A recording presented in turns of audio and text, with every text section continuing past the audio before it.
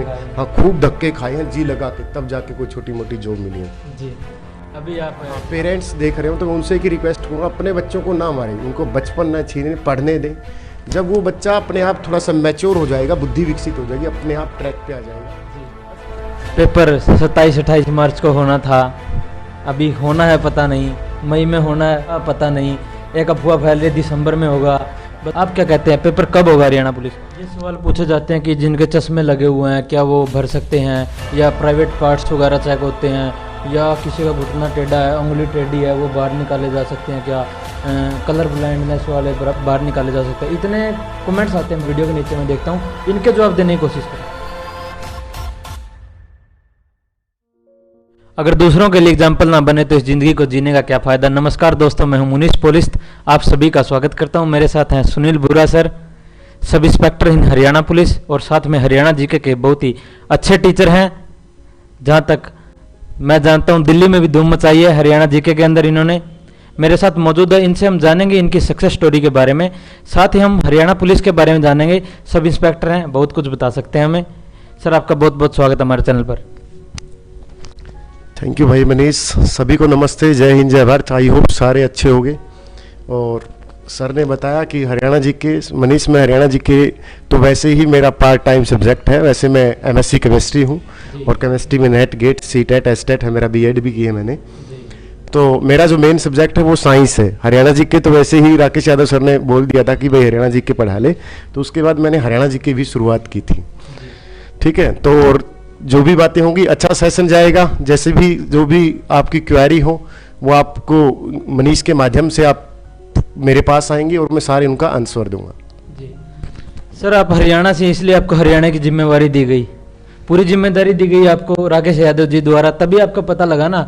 अभी कुछ बाहर के टीचर हैं, जैसे दिल्ली से कोई पढ़ा रहा है या किसी और स्टेट से पढ़ा रहा है, वो दावा कर रहा है हरियाणा जीके का एक भी क्वेश्चन गलत नहीं होने दूंगा।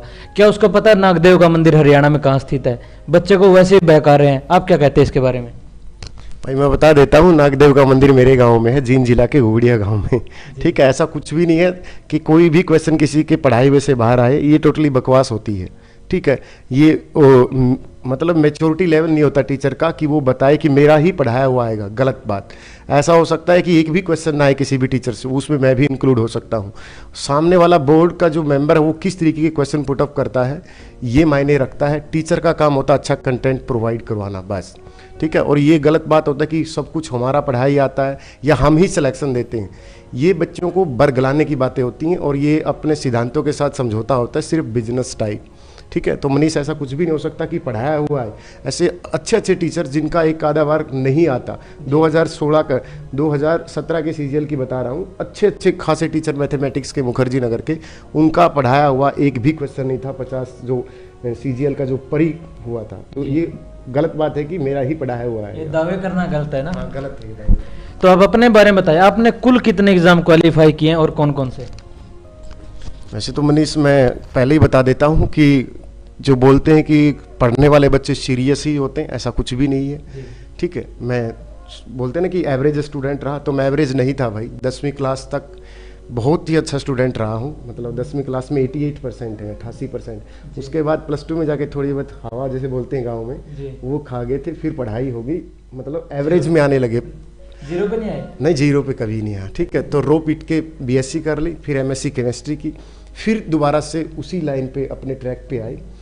1 साल मेहनत की, नेट निकाला, गेट निकाला, बीएड की, एस टेट सी टेट, ये निकालते निकालते उससे पहले फिर मैंने 2009 में दिल्ली पुलिस, 2011 में एसएससी जीडी, 2012 में फिर 13 में एसएससी जीडी निकाला था। फिर धीरे धीरे तैयारी करता गया। मैं भी मुखर्जी नगर में 2013 में आ गया था।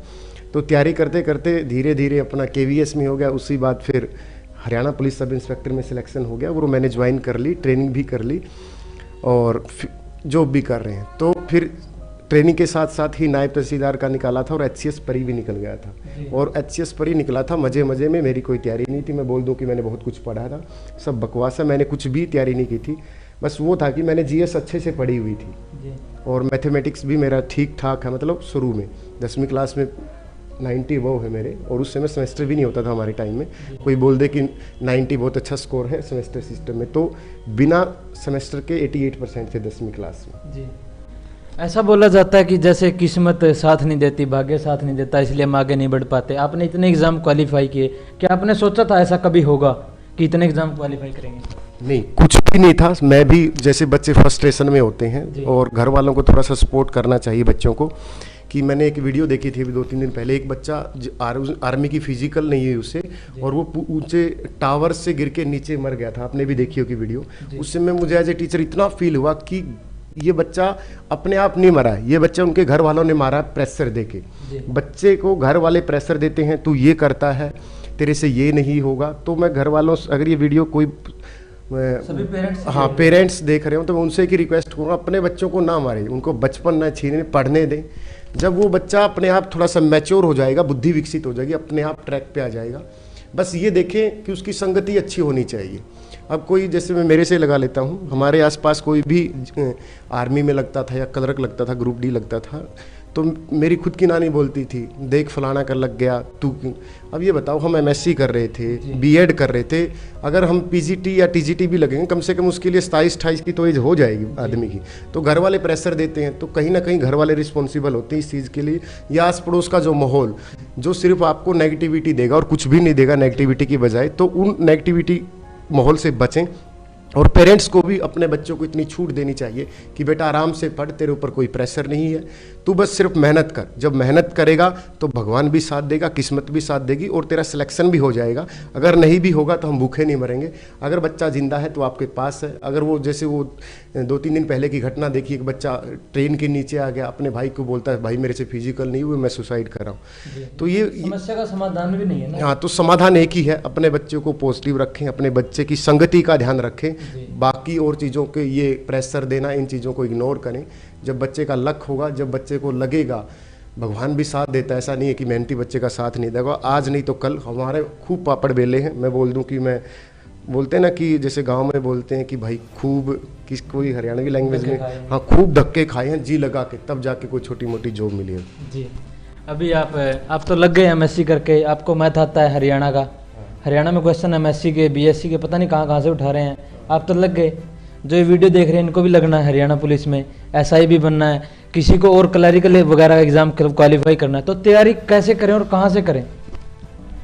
मनीष, देखो, हर बार ऐसा नहीं होता कि वो आपसे एमएससी की या बीएससी की क्वेश्चन पूछेगा। क्लर्क में आया था और ग्रुप डी में आया था, और मैं, जो बच्चे ग्रुप डी या क्लर्क की तैयारी कर रहे हैं उनके लिए एक पॉजिटिव मैसेज ये है, जो बच्चे ग्रुप डी और क्लर्क में सिलेक्ट हुए थे वो बच्चे एचसीएस पर क्वालिफाई कर सकते थे 2019 वाला। वो बच्चे हरियाणा पुलिस में जो सब इंस्पेक्टर सेलेक्ट हुए उनसे बहुत, ये नहीं कि वो उनसे टैलेंटेड नहीं, उनसे मोर टैलेंटेड बच्चे हैं। बस ये लगा लो उनको 5 नंबर एक्स्ट्रा नहीं मिले, या किस्मत लगा लो। और ऐसा भी नहीं कि वो सब इंस्पेक्टर जो सिलेक्ट हुए हैं वो अच्छे नहीं हैं, मतलब वो बच्चे उन लेवल के हैं, बस वो ग्रुप डी लगा लो। लेकिन जो बच्चे आज भी ग्रुप डी का जो बच्चा सिलेक्ट या क्लर्क का, अगर वो अच्छे एग्जाम की तैयारी कर रहा होगा, मैं गारंटी देता हूँ वो सब इंस्पेक्टर से पहले एचसीएस क्वालिफाई कर सकता है। क्योंकि पेपर का जो लेवल था, हर बार नहीं आता कि अब की बार भी ऐसा ही लेवल आएगा, नहीं, अच्छा लेवल एक बार, मतलब कई बार बोल, जैसे हिंदी आई थी ग्रामसी में, अभी कितनी बेकार हिंदी आई थी। ऐसा लिटरेचर थोड़ा कर रहा है बच्चा। अब जीएस का मतलब होता है जनरल स्टडी, सामान्य अध्ययन। अब हमें यहाँ पर बाबर के बारे में पीएचडी नहीं करनी, बस हमें ये पूछना कि हु बाबर, कि बाबर था कौन और बाबर के बारे में मुख्य मुख्य बातें क्या है, हमें हाँ बेसिक पता होना चाहिए। जीएस का मतलब क्या होता है? सामान्य अध्ययन, सामान्य अध्ययन ही पढ़ना है, वहाँ पर पीएचडी नहीं करनी हमें कि वहाँ पर पीएचडी करो कि बाबर का पूरे इतिहास के बारे में जानो। यहाँ पर यूपीएससी का एग्जाम नहीं दे रहे हम, सिर्फ सामान्य। और यूपीएससी में भी लगा लो जीएस वहाँ भी आती है, तो वहाँ भी सामान्य अध्ययन ही होता है। लेकिन तो आप बोल रहे हो कि अब की बार बच्चे कैसी तैयारी करें? जैसे पहले बच्चे पढ़ते थे एनसीईआरटी 9th और 10th की, एसएस की और साइंस की, 9वीं 10वीं का मैथ्स, 9वीं 10वीं की साइंस और 9वीं 10वीं का एसएस, और लुसेंट जैसी बुक होती है, आरएस अग्रवाल जैसा मैथ होता है, अरियंत जैसी जीएस होती है, इनसे एग्जाम निकल जाएगा। डरने की कोई ज़रूरत नहीं है। आप जिस भी प्लेटफॉर्म पे पढ़ते हो सारे प्लेटफॉर्म अच्छे होते हैं। उस टीचर में विश्वास रखिए और अपनी मेहनत पे विश्वास रखिए, और जितना हो सके मैक्सिमम प्रैक्टिस कीजिए, क्योंकि हम गलती करने से डरते हैं, और गलती करोगे तभी तो हम सीखेंगे। अगर हमें बचपन में डराया गया है कि बेटा अंधेरे में मत जा, बिल्ली काट लेगी, अंधेरे में मत जा, भूत आ जाएगा, आज तक कभी किसी को बिल्ली काटते हुए देखा? आज तक कभी अंधेरे में देखा कि किसी ने चूहे को काट, किसी चूहे ने आदमी को काट लिया हो, किसी बिल्ली ने काट लिया हो, या अंधेरे में किसी ने भूत देखा हो? तो हमें डराया जाता है। और सेम ऐसा ही कोचिंग के द्वारा होता है कि एक फोबिया बनाया जाता है कोचिंग, हाँ, कोचिंग सेंटर में या कोचिंग लॉबी के द्वारा, कि हम ही सिलेक्शन देंगे, हम ही कुछ होगा। बच्चा सेल्फ स्टडी से सिलेक्शन ले सकता है अगर बच्चे में टैलेंट है और बच्चे का बेसिक क्लियर है और बच्चा ईमानदारी से तैयारी करके एग्ज़ाम देगा, खूब प्रैक्टिस करके, तो वो ग्रुप डी से लेकर HCS का एग्ज़ाम निकाल सकता है सेल्फ स्टडी से भी। जी, आपने बहुत अच्छा बताया इसके बारे में। अभी आप हमें फिजिकल के बारे में बताएंगे। देखो अभी पेपर नहीं आया, जैसे पेपर हो जाएगा फिर फिजिकल के मिलेंगे कम से कम 1 से 2 महीना, फिर भाग दौड़ करेंगे, फिर वहाँ पे फिजिकल के दौरान घसी खा के गिरते हैं, वहाँ 2.5 किलोमीटर पूरा नहीं होता। तो उसके बारे में तैयारी कितने दिन पहले शुरू करें?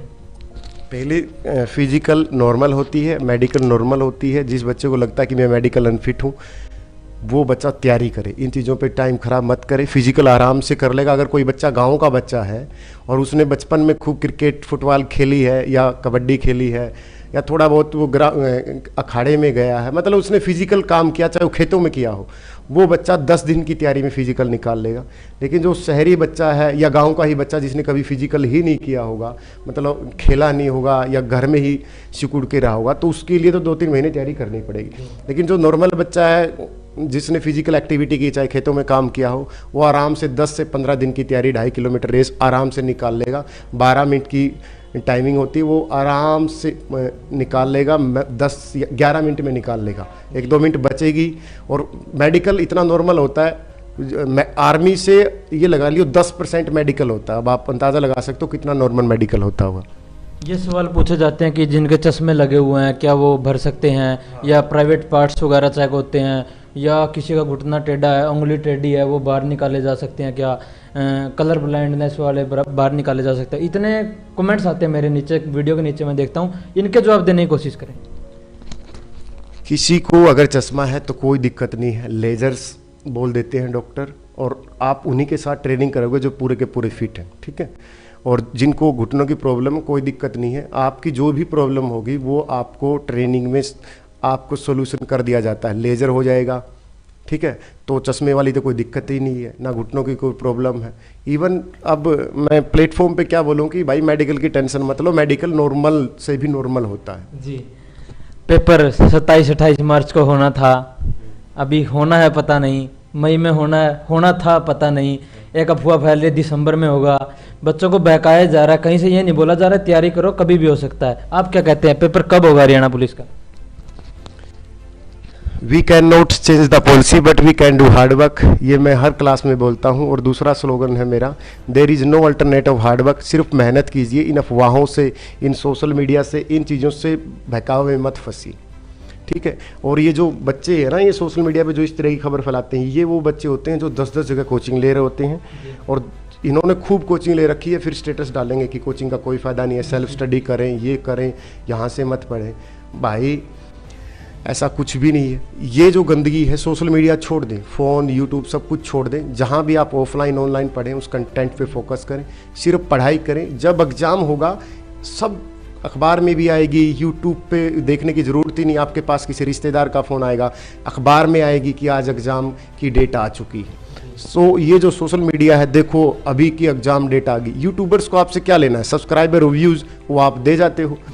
और यहाँ से मैं एक छोटी सी स्टोरी सुनाऊंगा। आपके मीडिया के सामने मीडिया हमारे सामने वही परोसता है जो हमें अच्छा लगता है। किसी प्रोग्राम में सीएम को आना था और डिप्टी सीएम को आना था और किसी स्पीकर को आना था जो मोटिवेशन स्पीकर था। मोटिवेशन स्पीकर ने बहुत अच्छा लेक्चर दिया और लेक्चर देने से पहले वो बीच वाली कुर्सी जो बड़ी थी उस पर आके बैठ गया। तो वहाँ के स्टेज ने संचालक ने बताया भाई दूसरी कुर्सी पे बैठ जाए, यहाँ सीएम बैठेंगे। वो बैठ गए। फिर डिप्टी सीएम आए, डिप्टी सीएम बीच वाली कुर्सी पे बैठ गए। फिर उसको उठाया, भाई ये तो सीएम की कुर्सी है, तो वो दूसरी भी कुर्सी है। सीएम साहब आए, बहुत अच्छा लेक्चर दे के गए और उस मोटिवेशन स्पीकर ने जनता को खूब देशभक्ति का मैसेज दिया और मोटिवेट किया। अब मीडिया ने वो मोटिवेशन नहीं दिखाया, सिर्फ उसने दिखाया देखिए डिप्टी सीएम को कैसे कुर्सी से उतारा, डिप्टी सीएम को कैसे कुर्सी से उतारा। 2 घंटे की हेडलाइन चली और सारा दिन यही चलती रही और ये नहीं बताया कि कितना अच्छा भाषण दिया। वो मीडिया ने क्यों दिखाया? क्योंकि जनता को उसको देखना पसंद करती है। तो यही हाल हमारा यूट्यूबर्स का है, हम वही चीज़ देखते हैं। जो गंदगी होती है और जो रियलिटी होती है उसको जनता के सामने परोसा ही नहीं जाता, क्योंकि जनता ही नहीं उसको देखना चाहती। जी, इसलिए मेरी वीडियो 1 साल में चढ़ती है जाके या 6 महीने में, क्योंकि मैं अच्छी चीज़ें लेके आता हूँ सामने और बकवास रातों रात में वायरल हो जाती है। अभी तो आप खुद बुक छाप रहे हैं शायद, तो आप हमें ये बताएंगे अभी आपने कौन सी बुक पढ़ी थी जब आप सिलेक्टेड हुए हरियाणा जीके की? मैंने हरियाणा जी के, हाँ मैंने लिखने से पहले हरियाणा जी के पढ़ी थी भाई, मेरी खुद की हरियाणा जी बुक लिखी थी मैंने जब, तो उससे पहले मैंने गूगल पढ़ा था, गूगल पे सारा विकिपीडिया से पढ़ा था मैंने, और मैंने अरिहंत की एक दिग्दर्शन की बुक आती थी वो पढ़ी थी। फिर जब दूरदर्शन की देखे मैंने 30 जुलाई 2017 को टैक्सेशन इंस्पेक्टर का एग्जाम दिया, तो मेरे 25 क्वेश्चन सही थे, 25 में से हरियाणा जीके के।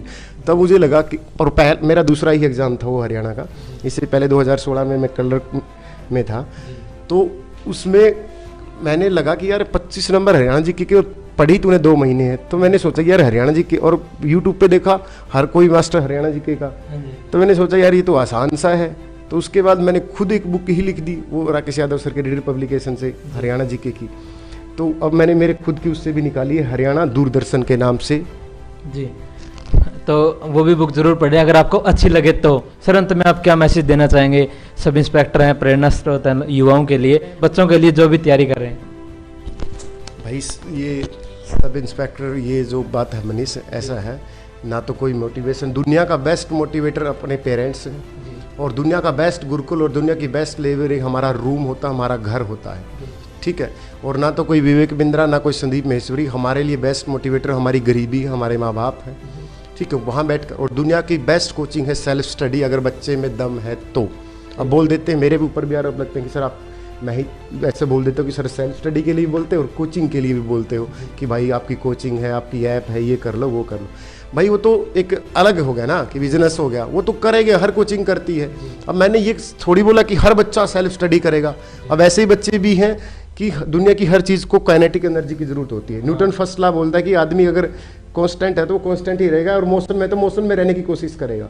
तो थोड़ी सी बहुत काइनेटिक एनर्जी की ज़रूरत होती है कि कोई बच्चा एक्सीलेट, भाई थोड़ा सा चलो धक्का लग जाए, तो कोचिंग एक ऐसा माध्यम है कि थोड़ा बहुत बच्चा आके विचारों से प्रभावित होके, या थोड़ा बहुत उसको लगे कि यार ये मैं कर सकता हूँ। अब बच्चा साइंस से डर जाता है कि साइंस, मैं गारंटी देता हूँ एक बार क्लास लगा के देखे कि साइंस से 15 दिन से दूर उसका जो डर है वो निकल जाएगा, क्योंकि जब कोई देखता है कि हाँ मैं ये कर सकता हूँ, तो बच्चा जब ये पहली क्लास देखते हैं, यार तो आसान सी चीज़ है, मुझे तो वैसे ही डर आ गया, जैसे बोलता ना कि अंधेरे में जाएगा तो भूत आ जाएंगे, तो वो बात होता है कि कभी आता ही नहीं भूत, वो डराया गया। तो इसी तरीके से कोचिंग होती है, तो बच्चा उससे कहीं ना कहीं एक्सेलेरेट होकर अपनी तैयारी को सही दिशा में लेके अपनी जॉब ले लेता है। जी, तो दोस्तों ये थे मेरे साथ सुनील बुरा, जिनसे मिलकर बहुत अच्छा लगा, बहुत ही अच्छे व्यक्तित्व के धनी हैं। मिलते हैं आपसे जल्द एक नई वीडियो के साथ, ऐसे ही तैयारी करते रहिए। मिलते हैं आपसे, धन्यवाद। जय हिंद, भारत माता की जय। जय हिंद, सभी को जय हिंद, जय भारत।